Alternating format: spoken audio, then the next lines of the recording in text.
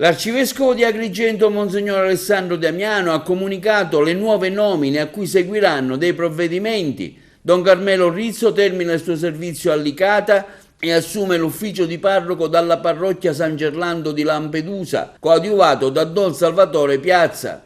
Don Pino Agozzino, terminato il servizio nella comunità di Realmonte, assume l'ufficio di parroco presso la Beata Maria Vergine di Monserrato di Licata.